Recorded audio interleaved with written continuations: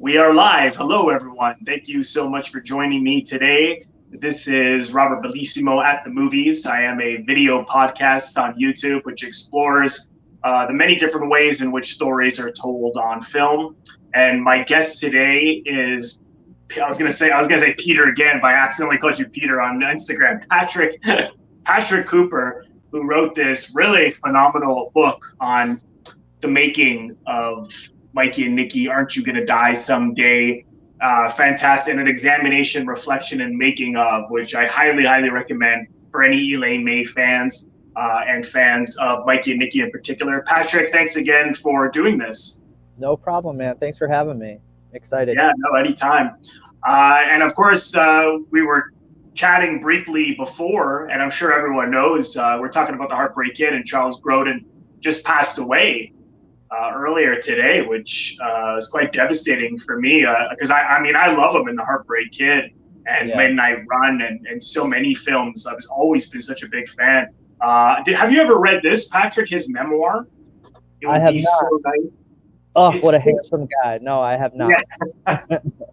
It would be so nice if you weren't here. My Journey Through Business. This is one of the best show business books I have ever read. So I feel like I know him a little bit just because I read this book. So yeah, it's such a shame because are you a fan of his outside of Heartbreak Kid? Yeah, like you had mentioned, Midnight Run, and then growing up, he's the dad from Beethoven and Clifford. Yeah. So yeah, great comedic loss. Yeah, no, absolutely. He was also in a lot of quite heavy films too. Like, I don't know, people can't maybe forget he was in Rosemary's Baby. He had a couple of scenes as the doctor. Mm-hmm. He was in Catch 22. Like some heavy stuff. But I think he's most known for comedy. But yeah, just 87 years old. But we'll definitely be talking in length about his performance when we get into the Heartbreak Kid. We're going to be discussing, of course, both Mikey and Nicky and the Heartbreak Kid. We're going to kick it off with Mikey and Nicky. You went into such great detail in this book, Patrick. Everything from the littlest of details about the way in which they behave, Mikey and Nicky, and relate to each other, and what that meant in terms of telling the story. I mean, it's a complex character study, but what would you say that like the heart of it is? I mean, what do you think Elaine May was she trying to say something here? I think at the heart of their relationship, and you could almost say this about every lead relationship in an Elaine May film, is betrayal. Right. And not a standard backstabbing, overtly knife in the back type of betrayal, just a really insidious, over years, just the rotting of a relationship via a secret betrayal. In her films, you find it between lovers, between best friends. She only has 4 films as a director, but each one, either a lover gets betrayed or a best friend gets betrayed in some way. I think she has a very dark view of humanity, really. Yeah, that's a good point. I mean, betrayal is certainly at the heart of this film and this relationship between these two men who were like these low-level gangsters. I don't think I really realized it until I read your book. That do you think Elaine May intentionally didn't show Peter Falk talking to Ned Beatty on the phone when they're setting up Nicky as a way to make the audience not be so clued in that Nicky is behind? Mikey is behind all this, because I don't think it was until I read your book that at that point they're telling the audience he's in on it, but it's not so. I mean, did you find that in more and more, viewings every time you watched it, or was that something that was obvious right off the bat to you?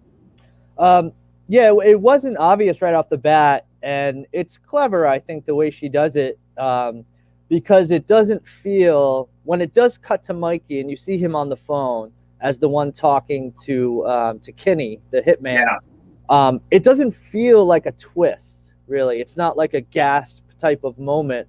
Right. It feels very organic. It just happens. It just fits into place with everything else. And I'm glad that we don't see it being set up beforehand, because if we did, I think it's very easy to then take Nicky's side right off the bat as the one being betrayed. But one of the strengths of the movie is, your allegiance shifts constantly from scene to scene, So seeing him get set up right off the bat by his best friend obviously would have weighed the seesaw in one direction. So I like how they do it. It's clever.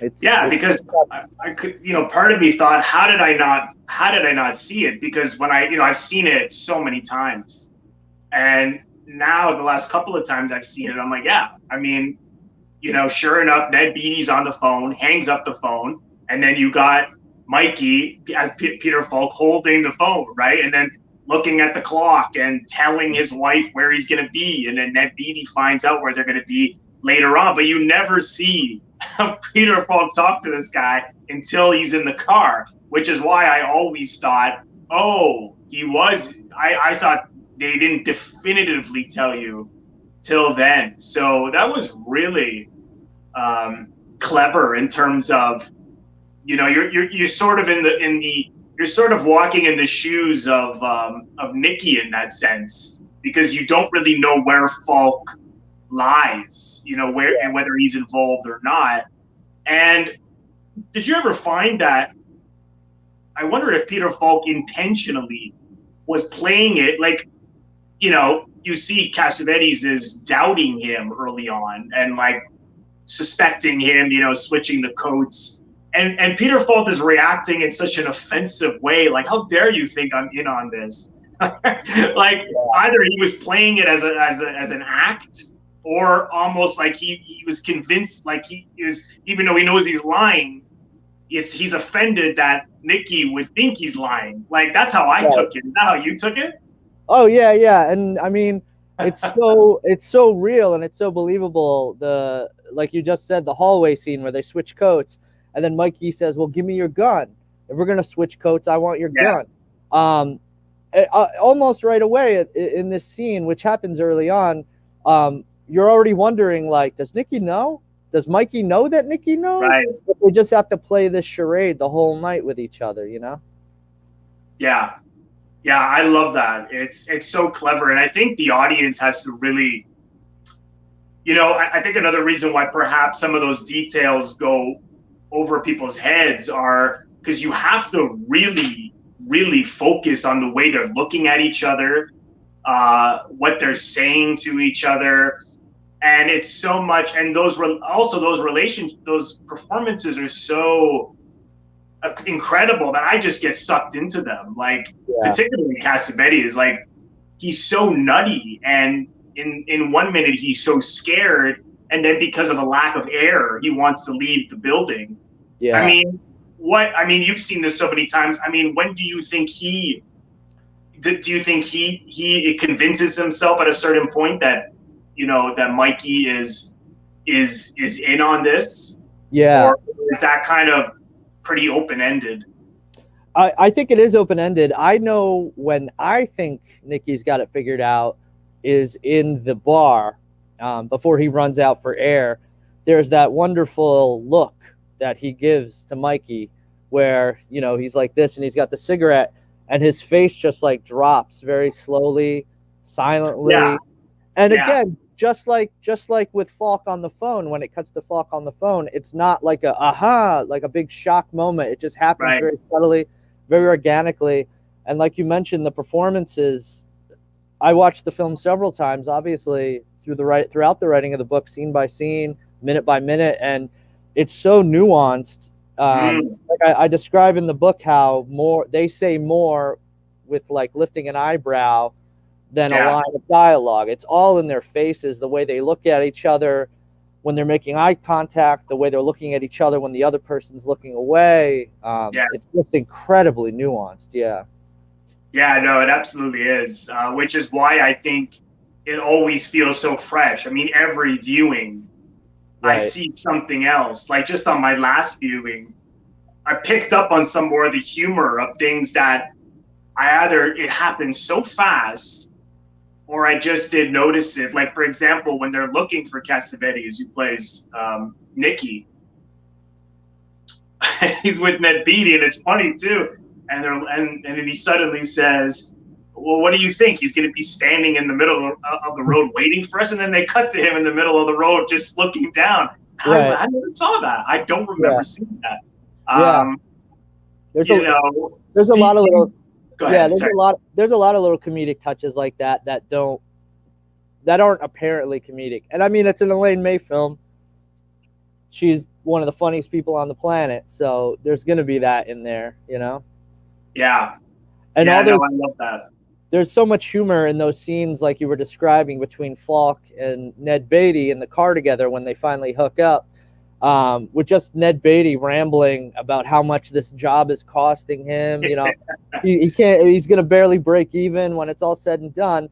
And there's something clever in there too, because he's complaining, he's nagging Mikey the whole time, and there's a lot of humor in there. But then, so they sort of set him up as like the bumbling, overweight hitman. His suit barely fits him. But then when he finally does get to Nicky, I mean, he's very effective as a hitman.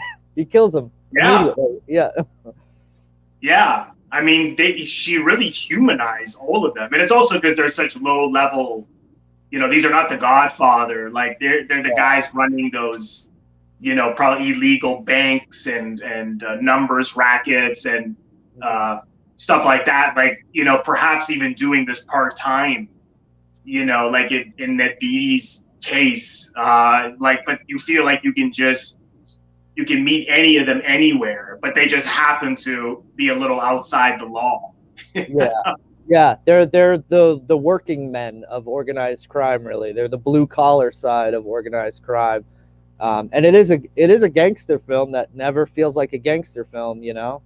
The only time the gun is fired is at the very end, and it's got a lot of the gangster characters, but it never once feels like a gangster film. It's more just like a relationship movie, really. Yeah, no, I agree. It's much more about these two guys and the history of their relationship. I'm just going to go to the chat box. We have a comment. Feel free, anyone watching, to ask any questions or leave comments in the chat box. Sean Wendell Ken, John Cassavetes is one of those people who should just be paid for being alive. That's a Elaine May quote. I didn't hear that one. I never heard that either. That's great. Yeah. Well, they also went on to not officially work together in a production sense, but they did a lot of writing together and workshopping scripts. They certainly had I mean, when I watch this, you almost feel like he made it. Like, I don't want to take anything away from her, but. Yeah, that's what a lot of people comment about, is that it feels like a Cassavetes film. And I think a lot of that has to do with just the natural acting, especially between Falk and Cassavetes. And when I was researching the film, when I finally got my hands on a script, the producer, Mike Hausman, made a copy of his personal script for me. It's all there. Yeah. I'm sure there was improv going on, I'm certain there was, but line for line, it's all in the script, and it's just their natural delivery of it that it feels like an improv Cassavetes flick. Yeah, it's so incredible how real, and she, like, and John Cassavetes gets this rap too for like, oh, well, all the films are total improv, and as you said, no, they're not. John's films were like that too. They were all mostly written. But I mean, I suppose not having any marks to hit, and the documentary crew having to react. Sorry, the crew having to react almost like a documentary. Yeah. And that's why I think I even heard you comment, like it has a grittier rougher feel than even most of those films from that decade. Yeah, certainly. And it certainly drove the crew nuts because they never knew where Falk or Cassavetes were going to move next. That's why there's some continuity errors and stuff like that. I mean, she let them just roam around however they wanted to, really. But they did have to hit the lines. Yeah. Was there any kind of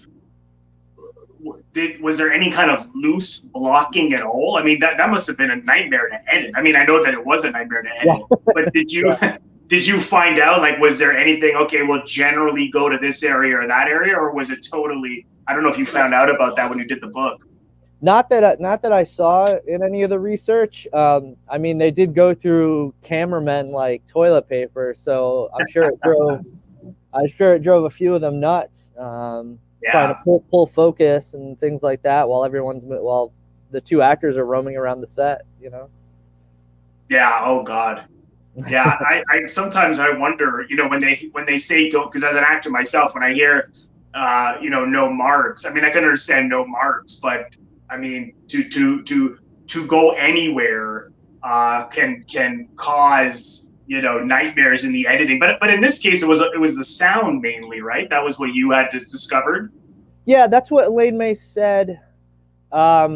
It was a talk that she gave, I think, at the Museum of Modern Art in like '86. I think is when they showed the recut Mikey and Nicky, her cut of it, and she told them that the whole, I mean, I forget how long the editing was, but it had to be over a year. Yeah.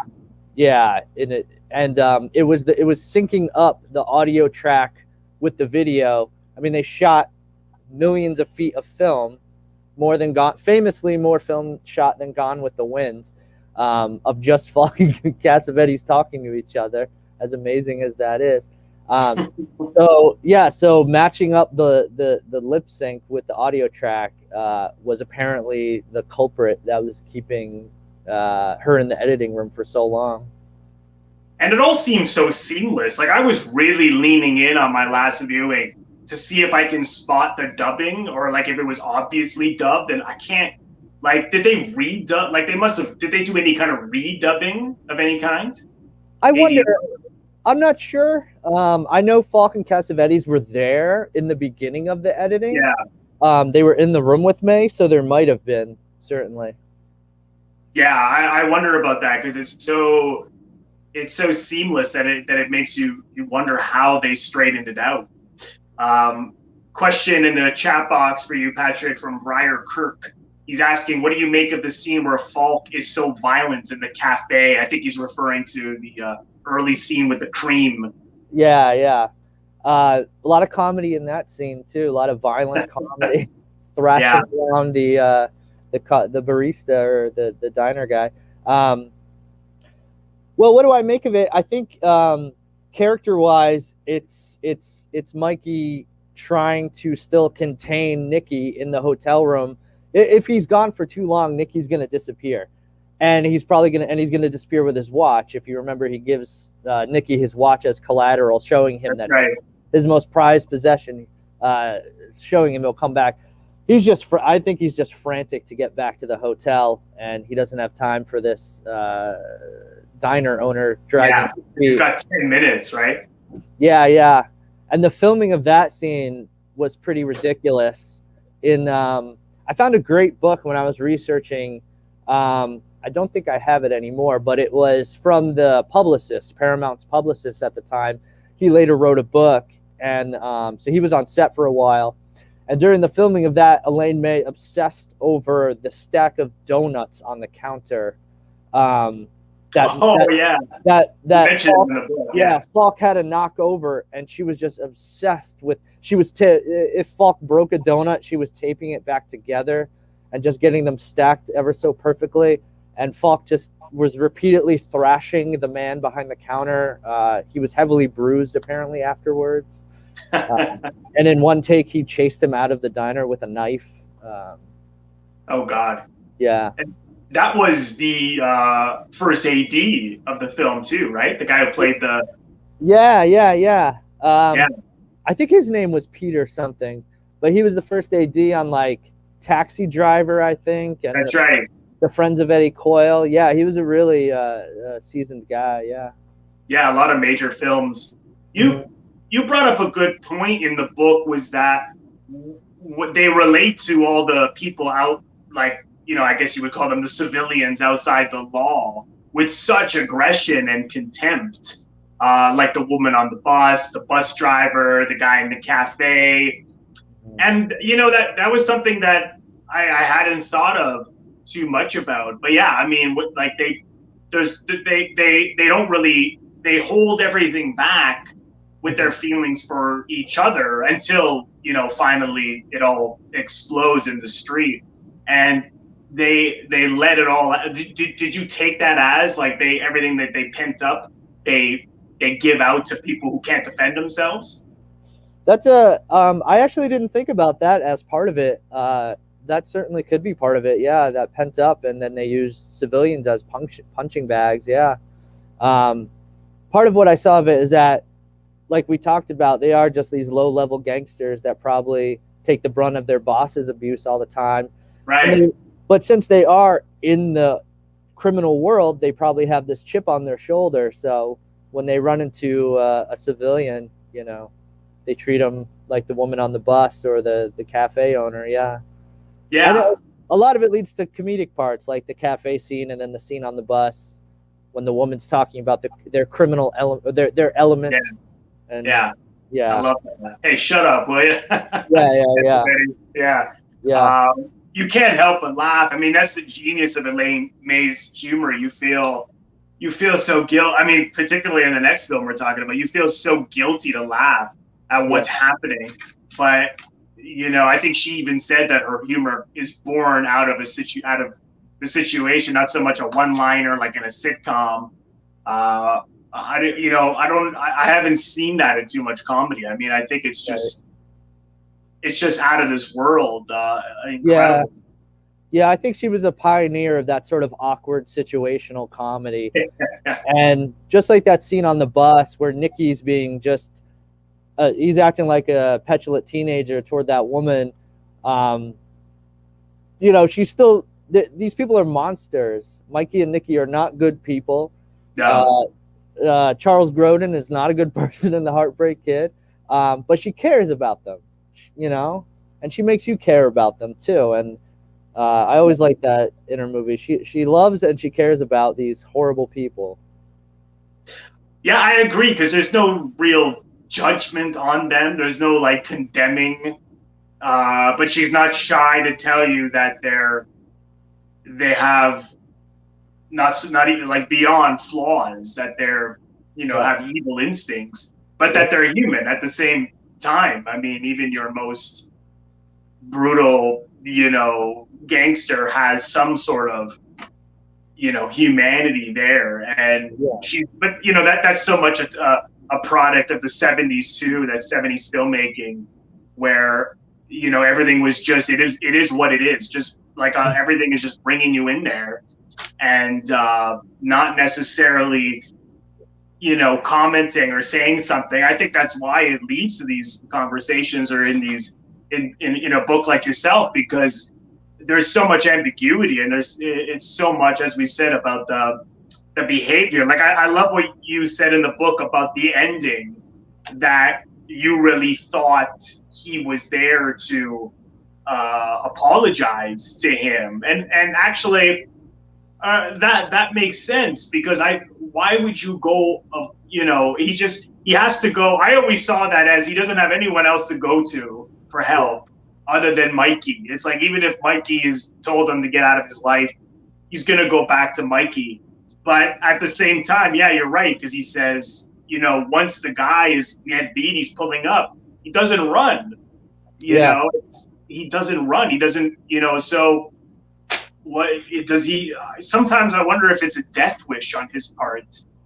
Yeah, I talk a little bit about that in the book, about Nicky's death drive, his almost desire to be punished, and you see it in the scene with Nellie, his mistress, when he goes back the second time, after they slap each other. There, it's such a horrible scene, but yeah, it's brutal. But you know, he just kind of slouches on the bed and he's like, I don't know what's wrong with me. Yeah. Like, he knows he's bad, and he knows there's something wrong with him. And then I think by the end he's like, just kill me already. I think there's a little bit there, and I think he does want to apologize before he dies. I think he wants to apologize to Mikey, but then again, he can't help himself. So when he is about to get shot, he's calling Mikey a bastard, son of a bitch, you know, like. Yeah, that's right. It's almost like this complete outburst of all of his emotions. He's sorry, but he also thinks you're a bastard. He also wants to die, but he also wants to get in the house so he can live. It's just, he's completely a cornered animal at that point, you know? No, well said. And I imagine you got the Criterion release, Mikey and Nicky. Yeah. It's great. Did you ever watch the, or it's an audio interview with, I'm sure you did, with Peter Falk on here? Yeah, I must have listened to it, yeah. Because he said something so interesting about this, that when two people love each other, even if it's a man and a woman or two men, in this case, if they're best friends, you, on the one side of love, there's love, but then there's also hate. Like of course, when you know someone for 40 years, in this case, these guys have 30 since they were kids, there's going to be a hatred of things that they do to each other, but then a love of other things. Like here Mikey is about to kill this guy, and then suddenly, like I thought on the bus, like at that point he really means that he's gonna try to get him out of it, you know? Yeah.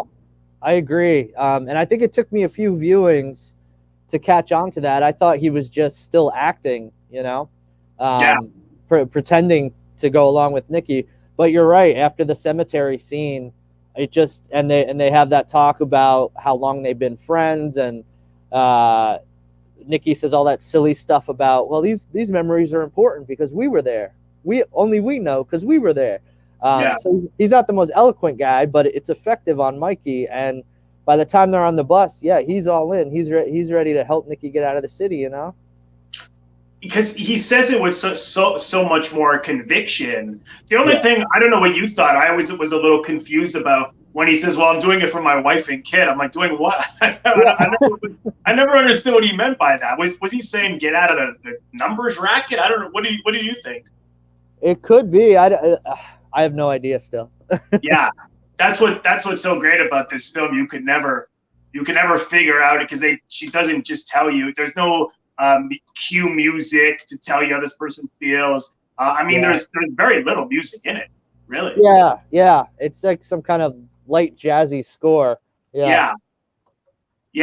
But there's so many things that are just up for grabs. Like I love what you said in the book about the candy store. Why does he go to the candy store?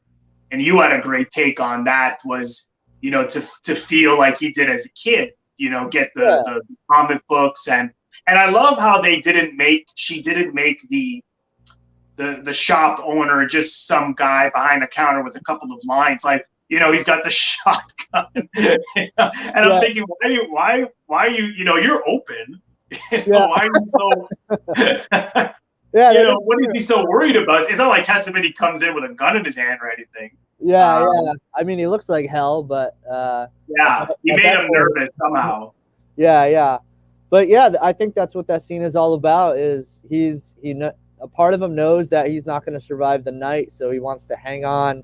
He wants to retrieve some kind of good memory. So he sort of goes back to childhood, and he goes to buy candy and a comic book, and when he gets shot on the doorstep at the end, he's still holding that comic book. You know, he's still trying to hold on to some kind of happiness, I think. Yeah, absolutely. Yeah. What I love so much about this film is that these guys really don't know themselves. You know, like even when he says to I forget the woman's name, the blonde who he goes back to after. Nellie, and he says to her, I don't know what's wrong with me. Maybe I just always need to show off, which is true. But it's beyond showing off. Like, I mean, he humiliates his friends You know, he destroys his relationship with his wife and the baby. He cheats. He takes advantage of people, but he just sees that as the surface level of, wow, I'm a show off. Yeah. Yeah, he's very self-destructive, and you know, doesn't realize it. Exactly. Yeah, and exactly. And that one line says so much. Just maybe I want to show off. It's like, really? Come on. Yeah, and that's probably the only scene where Nicky is honest. Maybe not only to himself, but to someone else, because Nellie's there as well. But when he says, I don't know what's wrong with me. Like, it might be the only time he's honest in the whole film. I think so. Yeah. And it's also that's, you know, I was arguing with someone, not about this film, but about something else, where, because those moments are so fast, you know, she doesn't hang on something to make it more sentimental. It says a couple of things, you know, and I was talking about another film where I really thought there was a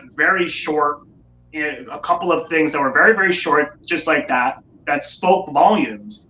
And, you know, this person said, that little moment told you that much? And I'm like, well, yeah. I mean, I want to go and think about it. I suppose you have to want to invest in these guys, in this story. Otherwise, it's just going to be a guy setting up his friend who gets killed at the end, and that's all you're going to get from it. Yeah, it's a very simple movie on the surface. And I mentioned in the book, the first time I watched it was just sort of, I was in this cycle of watching a lot of 70s, you know, crime flicks, all the, you know, the grittiest ones I could find. And you watch this, and it's two guys talking to each other for 90 minutes or so, and then one dies at the end. So it's very simple at first, but the more you read it and the more you look between the lines of dialogue, the more you see. And you got to remember too, Elaine May started writing this in the 50s. Right. I think 1954 was the first evidence, or the first mention of the script being kicked around, when it was a one-act play. So this was percolating in her brain for 30 some odd years, 20 years before they started filming it. So that's why I believe there's a lot of intent behind everything, every line, every word, you know? Oh no, I totally agree. And then, you know, on Mikey's part, you know, on my last viewing, it really stood out to me as how here he is in the house, Ned Beatty circling the block in case Nicky gets there. And I'd imagine most people would be thinking about, what am I going to do if he comes here, or something along those lines. But then he's talking about his brother. He goes again about Izzy and his brother Izzy. You know, I always remember him saying he loved Nick, and he loved Izzy, that his father. And then she says, of course, well, I'm sure he loved you too, and he doesn't answer. I always understood that as jealous. You know, obviously he was jealous. He wasn't loved by his father. He felt left out. But I never picked up on the fact that right before that he says, I was the favorite. Did you pick up on that line? Yeah. You know, so again, it's the lying to yourself. You know. Yeah. It's a devastating scene. And you're right. He knows the hitman is probably on the way there, or at that point he doesn't. But it's completely heartbreaking. And again, it's at this point we know Mikey's a monster. He's setting up his friend to be killed, but you know, Elaine May makes you care about them with this heartbreaking recollection of his father not loving him, and he's been lying to his wife and his best friend the whole time about this prized possession watch that his father gave him, but his father only gave it to him because Izzy died, you know? And at that point, all Mikey has left is his wife. So he's trying to make her understand and reassure her, no, I'm afraid, I'm a good, I'm a man, sort of, type of thing. It's just a devastating scene. Yeah, no, it absolutely is. I mean, that's just what I love so much about films that are just truly about behavior and relationship exploration. I was curious, did you find out anything in your research about what Sanford Meisner's experience was like on this film, who played the boss. Resnick, yeah. Resnick, yeah, boss, that's it. yeah. And Will Hickey was his like captain. Right. Two legendary acting teachers. Yeah. I actually didn't find out anything about them, their experience on the set. Research-wise, I mean, 90% of the people involved are dead, so yeah. it was tough. But the people I did find were super generous and super enthusiastic about the film. But no, I'm not sure. They're awesome in those scenes, though. They're hysterical. But yeah. No, I didn't find out. I did find out, to touch on that, though, because I spoke at length with the producer, Mike Hausman. He invited me over in New York. He was super generous. And then I also spoke to Joyce Van Patten, who plays Nicky's wife, legendary actress. She was super nice. It was funny to me, both of their reactions to both of their experiences on the film. You had the actress, Joyce Van Patten, who had nothing but wonderful things to say about Elaine and Cassavetes, and then the producer, Mike Hausman, who wanted to strangle Cassavetes every day, it sounded like, and strangle Elaine. Yeah. So that was pretty fun to see the dichotomy there. It was cool. Was it easy to get in touch with people, or was it a lot of cold calling? I called. Yeah, I called the agents I could find. Emmett Walsh did not get back to me. Ned Beatty has quietly retired to the mountains somewhere. His agent told me. Mike Hausman got back to me right away. Joyce Van Patten got back to me right away. Elaine May, I mean, forget it. It's impossible. Yeah. That was a Hail Mary call, you know? Yeah, I think she's done 3 interviews in her whole career. In like 50 years, yeah. Did you at least get an answer from an agent or anything, or? No, I left him. I did speak to someone.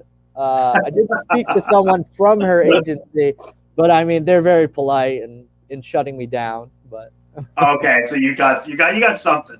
Yeah, I got something, and I did try to reach out to. Oh Lord, her name escapes me. Cassavetes' wife. Oh, Jenna Rollins. Yes.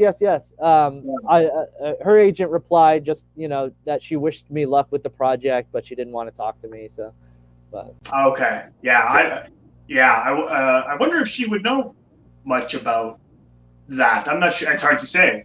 Yeah.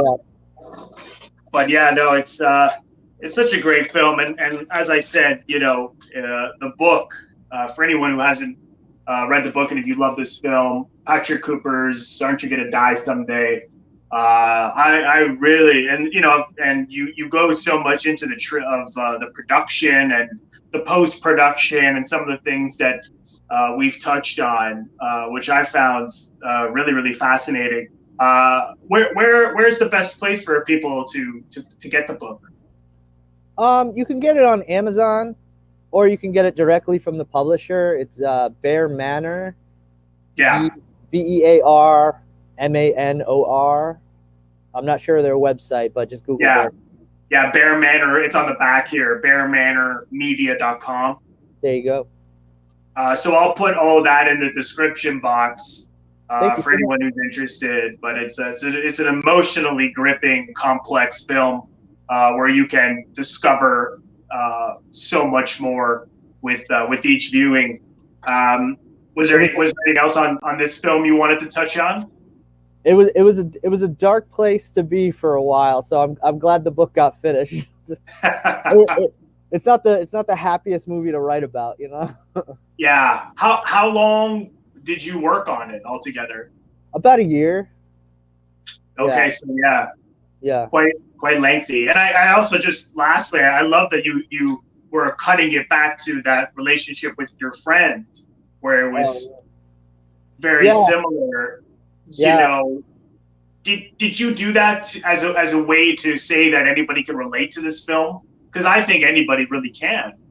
Yeah, I think anybody who's had a long-lasting relationship, whether it's romantic or just friendship, can relate to this film. And it's what drew me to the film initially is I saw myself in both characters. I saw things in their relationship that I recognized. It's not exactly a movie you want to see yourself in. So to sort of exercise that out of my system, I had to write about it. Yeah. No, well done. Well, I'm glad you did, because like I said, I even after multiple viewings, I learned so much about the film from your takes on it. So now every time I see it,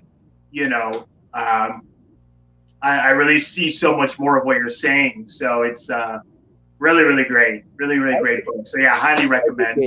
Thank you very much. I appreciate that. Yeah, no, you're welcome.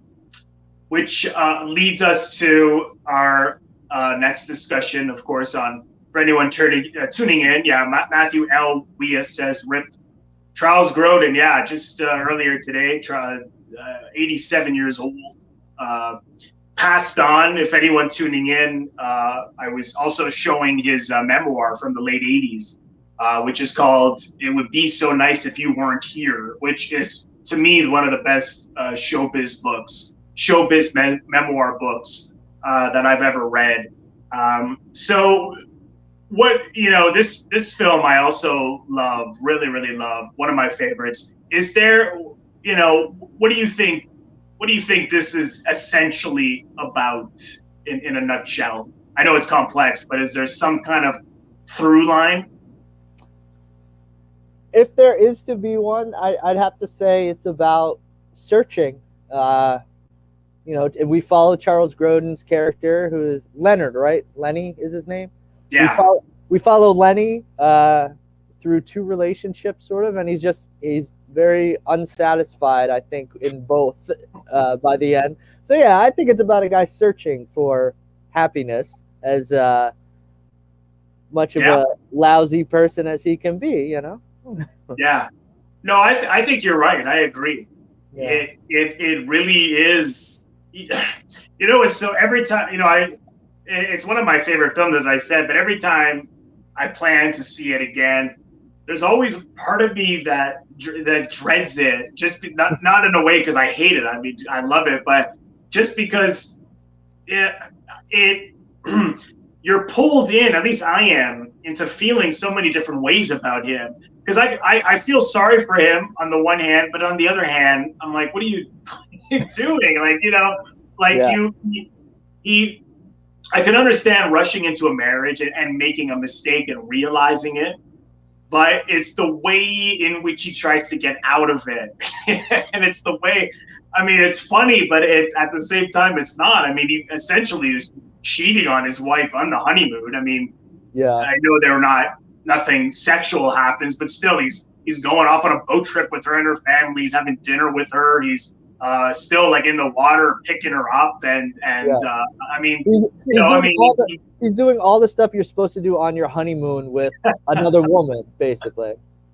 It's so cringe-worthy humor, but then you would think that he would learn from the fact that you rushed into a marriage. Now he meets Sybil Shepherd, and he wants to rush into that, So you got to wonder.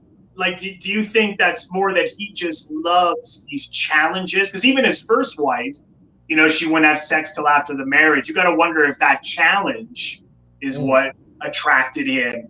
And then later on, here's this girl, this beautiful blonde woman, and like he's married. They live somewhere else. He's on a vacation. It's a huge, like, anyone would be like, forget it. But this guy.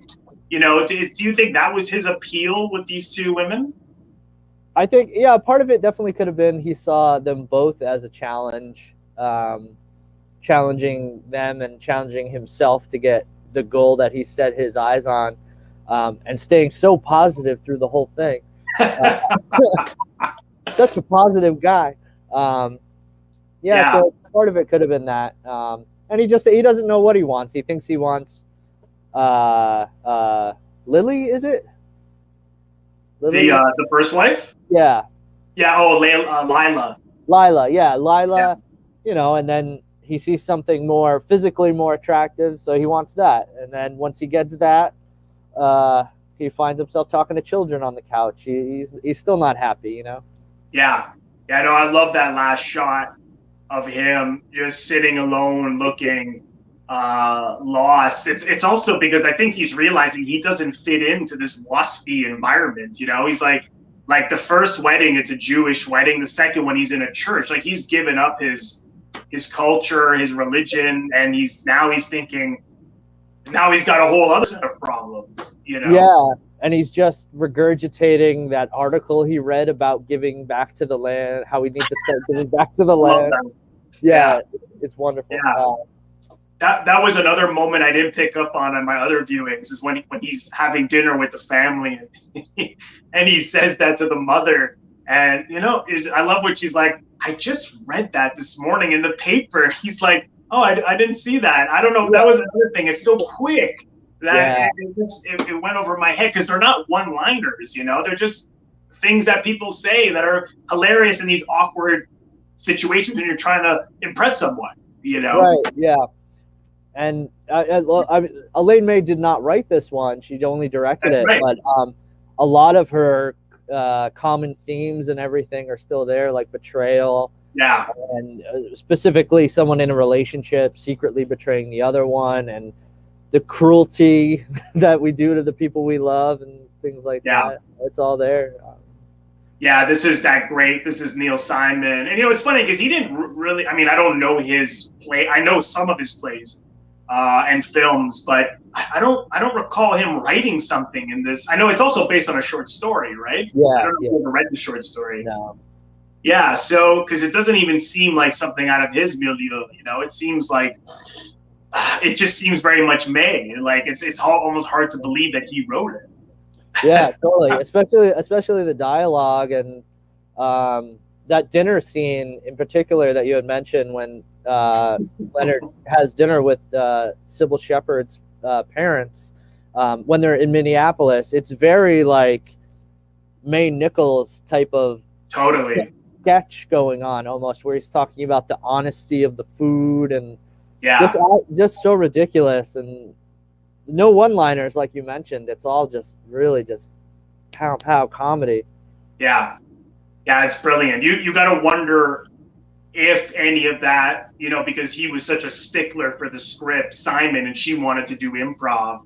You got to wonder if, because they had come to an agreement, I believe, well, we'll do both.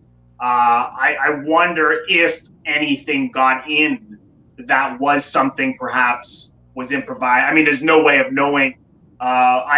We did another Elaine May talk last year that I remember I sent to you, and the woman we spoke to didn't know. I guess you'd have to get a hold of the script. To find out. But, you know, this is another thing. Sorry, go ahead. I was going to say there's got to be some May dialogue in there. Oh, God, yeah. It would be hard to believe.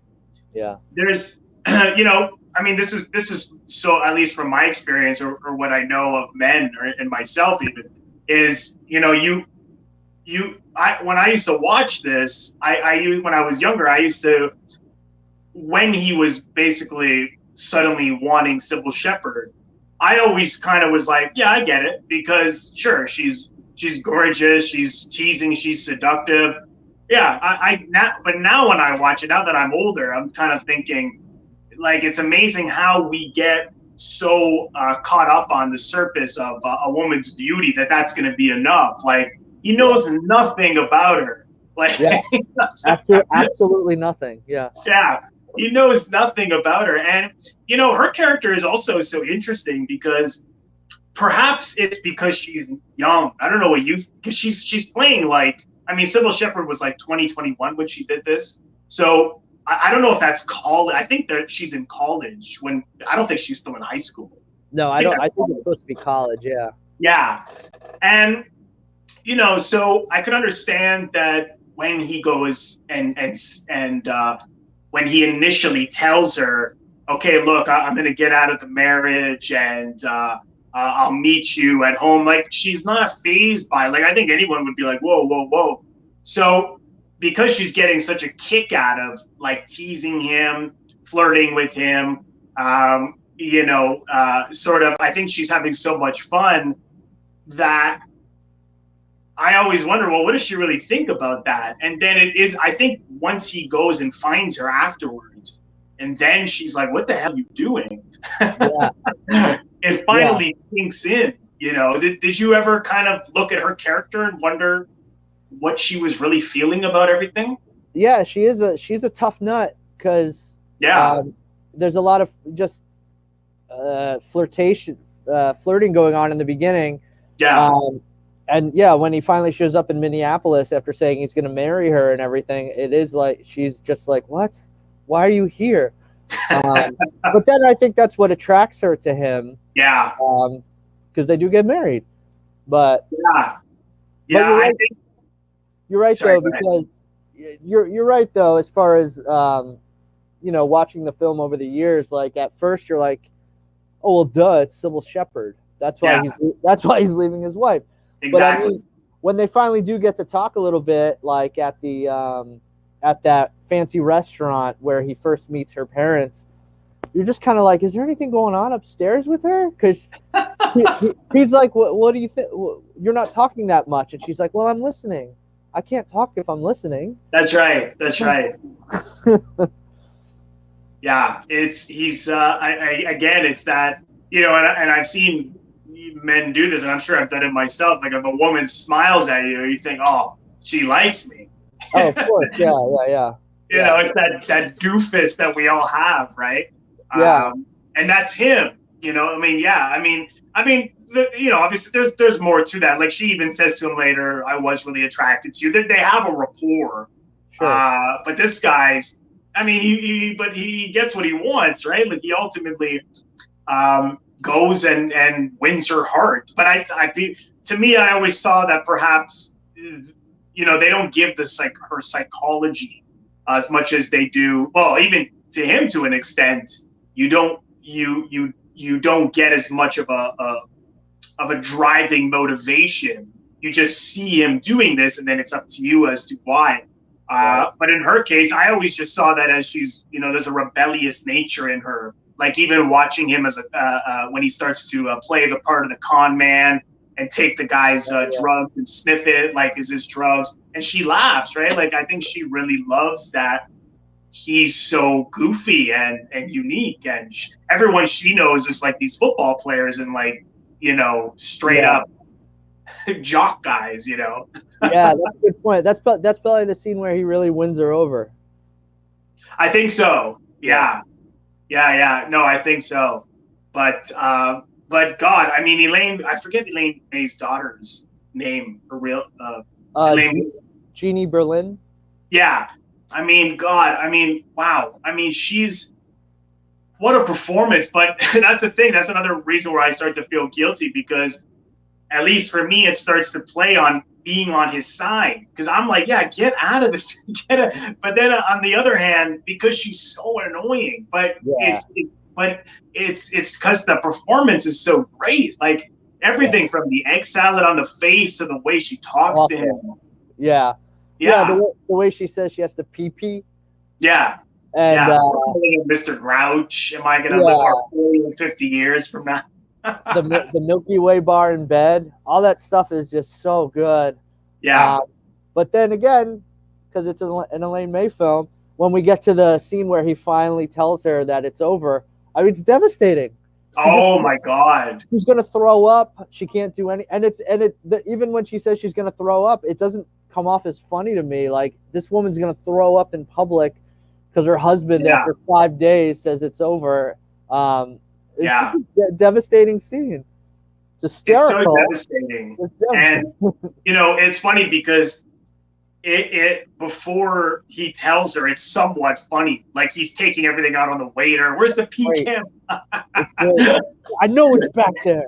Yeah. And everything from the fact that, you know, of course he takes her to this public restaurant where like, you know, like, hey, you know, let's so there won't be a big scene. Just such a coward, right? Yeah. But then it suddenly gets so quiet. And when he's hugging her, and then, you know, but man, I mean, she was such a phenomenal actor. I'm sure that, well, she's still alive. She is such a phenomenal actor. I'm sure did you read that Neil Simon wanted Diane Keaton for that part. I did, and Yeah. I read that he thought Jeannie was too ugly. Right. I don't know if it was Simon who said that, but yeah, someone didn't want her on the movie because they thought she was too ugly. Oh. Yeah. But. Yeah. But you know, but I honestly, like, I love Diane Keaton, but the movie would not have worked because you needed someone to be so annoying. Like, I don't think Diane Keaton could be that annoying if she tried. Yeah. Yeah, she's perfect. Too funny. She's too charming. Like, I think, you know, I don't think that would have worked. I mean, I know she's quirky, right? But yeah, you needed a real contrast between the two women. And her and Grodin are perfect together too.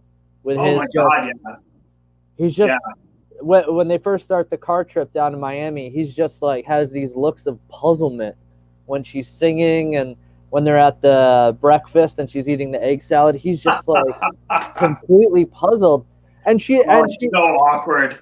She walks a good line too. Like, she's not like cartoonish, annoying. Like, I've seen people eat like that. You know, it's still a believable annoying. She doesn't come off as like wacky, and his just deadpan reactions to it are perfect. Yeah, you know, that's a hard. You know, I realize more and more that's a hard part to play because the audience has to be with you. They can't totally hate you. They gotta also, but they have to kind of hate you, and you also gotta be funny. And at the same time, you have to be this schmuck. You know, like, he plays this guy who's so full of shit. Particularly the way he talks to Sybil Shepherd's father. It's like, and he sees through him, and I think the audience sees, like, he's trying so hard. Oh yeah. He's not a good liar. He's not a good liar, Leonard. That whole scene where he's explaining to his wife how he was late because they were hit by an oil truck. I love that. And when she asks that's my favorite delivery in the whole film, is when she asks him, you know, what, were you really in an accident? And he's just like, my God. My God. I don't know how she bought that, but it's so, I mean, I guess she's so naive, right? It's the best. Because she's like, you know, I mean, she's like 21, her character, right? Yeah. So she's very, very young, very naive. But he does really play it so over the top. Him and May must have made choices about that because there's so much of an element of performing, of people acting, like the characters acting, and you see that in Mikey and Nicky too. Totally. And what you just described too, when you said that it must have been a tough character to play because you have to make the audience like you as you're doing these horrible things, so they like you, they hate you at the same time. I mean, that's Mikey and Nicky too. Exactly. That's Walter Matthau in A New Leaf. You know, that's total Elaine May. That totally is, man. I really hope we can at least, I mean, I know she's almost 90 now, but I hope because she was going to do something with, I forget the actress. There was something she had planned. I don't know if you read about that. No. Okay, yeah. No, apparently there is a film that she is going to do with the woman who was in 50 Shades of Grey. Her parents are famous. I don't know why. Dakota Johnson? That's it, yeah, Dakota Johnson. They were going to do something. Cool. But, you know, it's such a shame that we only have, I mean, to me, I mean, these, at least these two for sure, are, you know, two of the best American films I've ever seen. I mean, I think they're, and I know that a lot of film buffs argue with me on this, but I mean, there's so much in them. I mean, as the audience can see from how much we're talking about these two movies, that they're not cut and dry. It's behavior, it's relationships, it's feelings, it's embarrassment, it's so much. I mean, how many people can say that they did that with, you know, two movies out of four, right? Like, how do you like her other two New Leaf and Ishtar. I love a New Leaf too. I love. I gotta see that again. I saw it once. I have to revisit that. Yeah, I love Walter Matthau. Period. So him with Elaine May is wonderful. Ishtar, I'd have to rewatch. It's been a very long time. So I don't want to say anything really about it. I haven't watched it in a very long time. To me, Ishtar has a perfect first half. It's the second half I don't care for, but the first half I thought was really great. But hopefully we'll see something else from May eventually. There's a couple of comments in the chat box from Matthew Alweus. I've always thought Heartbreak Kid is about the way we lie to ourselves and, of course, others, and about what and who we are. That's certainly an element, a big part of it as well. Is that something that popped up to you with you, Patrick? Yeah, he does it through the whole movie. As far as lying to himself, I think Charles Grodin in that film, I think he's lying to himself that he can be the perfect husband for Kelly, I think her name is, Sybil Shepherd's character. Like, that's not your world. That's not you. And he knows this. He sells balls and bats, but he wants to fit in with this high class life world, but it's not for him. And that's an Elaine May thing too, like Mikey and Nicky. Mikey lies to himself through the whole film too, whether it's about the watch or how much his boss likes him. And there's a lot of that. Yeah, no, really, that's a good point. He goes on. Sorry, he said something just before this. I have always heard that Mikey and Nicky was based on a story Elaine May was told by an uncle.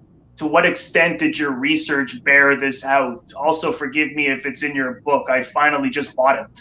Is that something you discovered? Thank you for buying the book, first of all. I did see that come up. I think it was Julian Schlossberg, the guy who helped distribute the film later on. I think he was the one who said that. And I also read about that in the book that the Paramount published, his memoir that he put out later on. He does mention that he heard a lot about Elaine May's hearsay, and I think she likes it that way.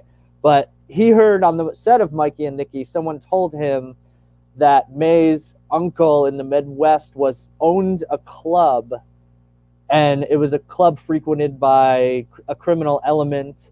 And he told her this story. And then I also heard that she said that the story happened to one of her neighbors. Her neighbor on the street that she lived in was killed by his best friend. So there's a lot of like puzzle piecing to put together when you're trying to figure out the origins of this story. She did start writing it as a one-act play in the 50s, and then it later became the film. But yeah, so there's a lot about her past that she put into it, I think, whether it's stories that she heard or relationships that she had as well. Not criminal relationships, but Yeah, but people. Yeah, I think I read that as well. This conflicting stories, or did you have? I read the book 2 years ago, but I think you did mention that in the book, that there's conflicting stories as to and she'll never come out with the true story. Right. I mean, she likes it that way. I think. But yeah, there's conflicting things that she said, and that relatives said, and that people on the set said. So yeah. It's a problem. Another thing about Heartbreak Kid that, in terms of the editing, that I like is that she doesn't, like, for example, when the father of Sybil Shepherd is trying to buy Charles Grodin off, he keeps offering him more and more money. And in the middle of that scene, it just suddenly cuts to the wedding, and I love that, because I think a lot of people would perhaps be nervous about not having more exposition. But then I figure, that one cut says so much. Obviously, he wasn't going to go, and she convinced the father to to that she's gonna marry him. I mean, it's amazing the power of a cut.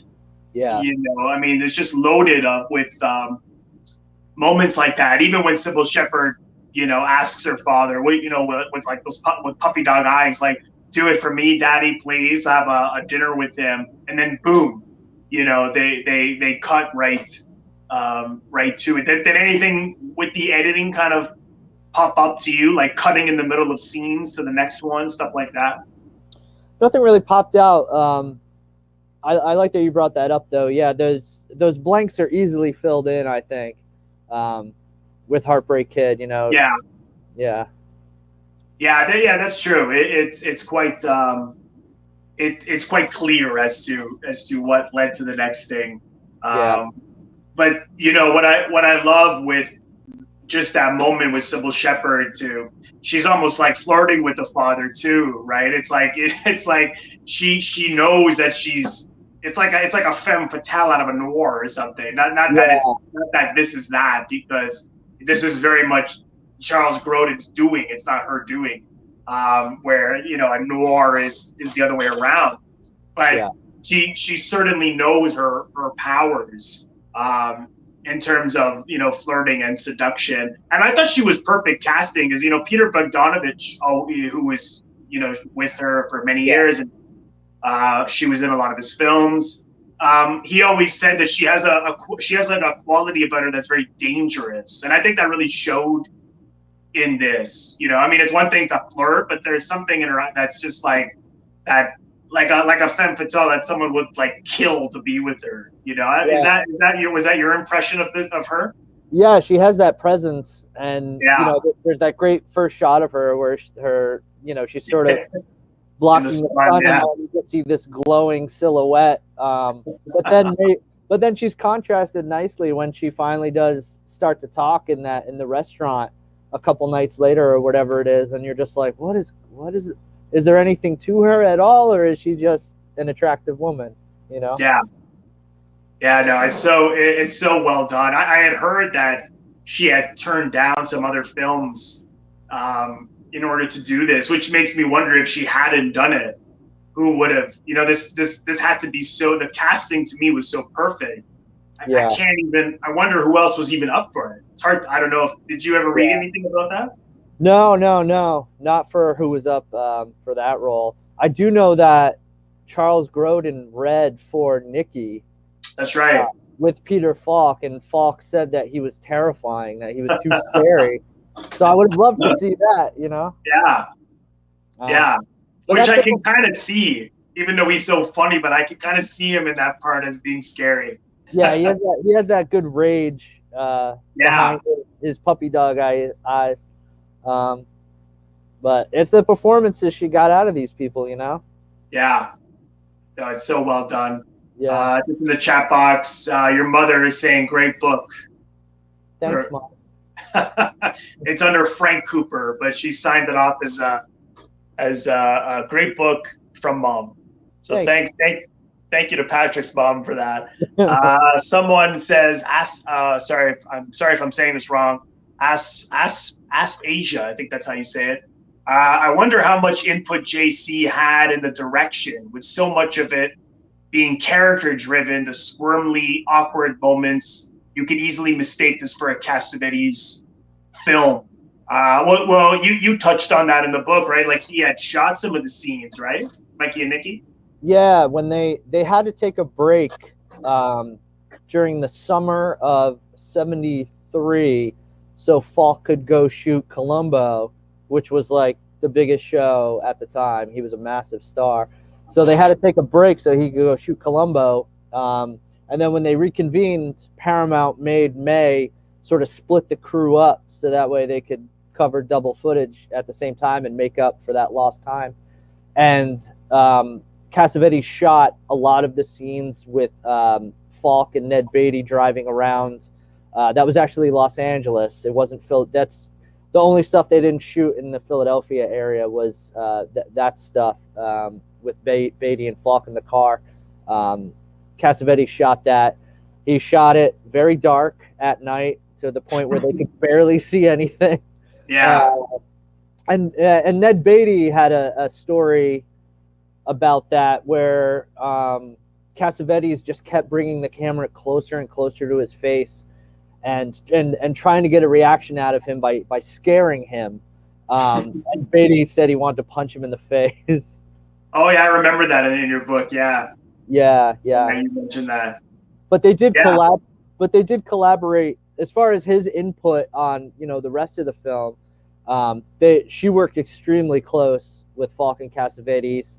Mike Hausman told me that, you know, they'd get to the crew would get to the set, Falk and Cassavetes would get to the set, and then May and Falk and Cassavetes would go off into a corner somewhere or into Cassavetes' trailer or what have you, and just sit there for like an hour and a half going over lines and motivation and things like that. And, you know, and the crew standing around doing nothing. And they worked very closely on these characters. So I'm sure he must have had some input, but yeah, it was all her dialogue. It was all her ideas, though. I want to make sure she gets credit for all that, you know, like people do think it's a Cassavetes film at first, but, you know, this was all May. Yeah, no, it's all her. And I think you're right. They must have worked so much on those parts because they're so detailed. I mean, they must have known, you know, even from Cassavetes as Nicky, why he suddenly left the hotel off the top when he says he wasn't going to leave, and then because of the air, he must have known that there was something even more, but like him having to get out of there, you know. I mean, I think either he thought Nick was gonna, Mikey was gonna do something, or I mean, again, it's totally open, right? I don't think he was leaving because it was too hot in there all of a sudden. It was a sweaty place, but no, yeah, he wanted to keep the game going, not game, but, you know, the charade that they have going through the whole film. I mean, I think in that scene he wanted to take control back, you know. So he leads the dance at that point. He's like, no, we're leaving. You know? Yeah, you know what? I never thought of that. That's true, because then he starts to dictate everything after that. Yeah. We're gonna go to the movies. No, we're gonna go to the cemetery. No, we're going to the candy shop. Yeah. It's almost as if he knew that if there was some kind of tail on them, they would keep throwing the tail off. Like it really makes you wonder what was in his head. Yeah. You know, of course, this is way before cell phones, where he could just go and text, now we're here. Yeah, you gotta go to a payphone. Yeah. It's so well done. Well, Patrick, thanks again. I really appreciate that you took the time to talk to me today about these two phenomenal classic Elaine May films. And again, the book is Aren't You Gonna Die Someday by Patrick Cooper. Phenomenal book, and I'll leave the links in the description box where you can order it. And I highly recommend it. And the only streaming service that Mikey and Nicky, you can see if you're in the States. Here in Canada, it isn't on the Criterion channel, that the version we have, but it is in the States. And of course, the Criterion DVD and Blu-ray, which I have here, I highly recommend. It's got great featurettes, and it has a little booklet inside with an essay as well. But of course, you know, Heartbreak Kid, I'm sure you know, is like stuck in some kind of distribution limbo, as I read on IMDb. Like, so some company owns the rights to it, but they don't really care about their entertainment anymore or something. I don't know a lot about it. I just, when I rewatched it the other night, I read a little about it, but it was something like a pharmaceutical company started an entertainment wing of their company and then quickly went bankrupt, and so nobody knows who has the rights to it. So I watched it on YouTube. It is on YouTube. Me too. Yeah. Yeah, that's the only place. I think, like, I've occasionally tried to find a DVD, and there's some, like, you know, $80 ones. I don't know. They're probably just like bootlegs. I'm like, who's selling this? And the YouTube one doesn't look too great, especially with the dark. No, they got to restore it. I hope that something comes of that. I mean, Criterion or Kino, would be probably like some of the only companies who would try to find a way, because it's certainly something that more and more. I know it was a big hit when it came out, but I don't know. I mean, when you mention it now, people kind of know the remake. Right. I never saw the remake. No. But I heard it's not good. Yeah, with Ben Stiller. So, hopefully, Criterion, if you're watching, get this out there. Yeah. Do it for Charles Grodin. Yeah, exactly. Exactly. Yeah. Well, thanks again, Patrick. We'll have to have you back to talk about our other 2 films one someday. Sure. Yeah, no. Starting a new leaf. Thank you so much for having me, man. Yeah, no, you're welcome. And for those of you who left comments or questions in the chat box, thank you so much. And if this is your first time on my channel, please consider subscribing. You'll see right beside the description box the subscribe button. Just click on that and then click the bell in order to get a notification every time I release a new video or go live. All right. Well, thanks so much, everyone. We'll see everyone soon.